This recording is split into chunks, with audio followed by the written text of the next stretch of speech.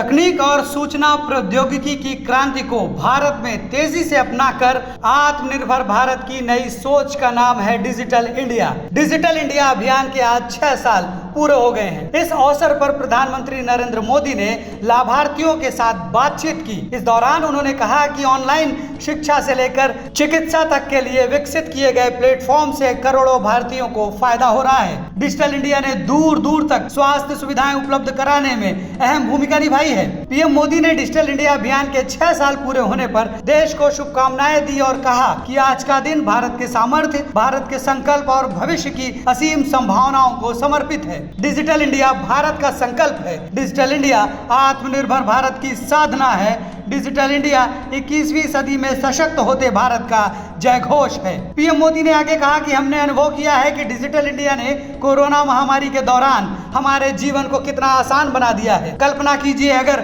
Digital connectivity नहीं होती तो कोरोना में क्या स्थिति होती। डिजिटल इंडिया मतलब सबको अवसर, सबको सुविधा, सबकी भागीदारी। आरोग्य सेतु ऐप से कोरोना संक्रमण को रोकने में बहुत मदद मिली है। टीकाकरण के दौरान दुनिया के कई देश कोविन ऐप में दिलचस्पी दिखा रहे हैं। वो चाहते हैं कि उनके देश में भी इस योजना का लाभ मिले। टीकाकरण अभियान के लिए कोविन जैसा निगरानी उपकरण हमारी तकनीकी ताकत का प्रमाण है। पीएम मोदी ने कहा कि डिजिटल इंडिया के माध्यम से ही एक राष्ट्र एक राशन कार्ड को सच किया जा रहा है। इससे प्रवासी कामगारों को सबसे ज्यादा फायदा हो रहा है क्योंकि उन्हें अब नए राशन कार्ड नहीं बनाने पड़ेंगे। डिजी लॉकर इस बात का एक अच्छा उदाहरण है कि डिजिटल इंडिया कितना प्रभावी रहा है। स्कूल, कॉलेज, आधार, पैन, वोटर आईडी कार्ड जैसे सभी महत्वपूर्ण दस्तावेज अब डिजी लॉकर पर आसानी से और सुरक्षित रूप से संग्रहित किए जा सकते हैं। डिजिटल इंडिया मिशन के तहत बुनियादी ढांचे के विकास के पैमाने और गति पर अधिक ध्यान दिया गया है। भारत के गांवों में लगभग 2.5 लाख सीएससी इंटरनेट को उन जगहों पर ले गए हैं जहां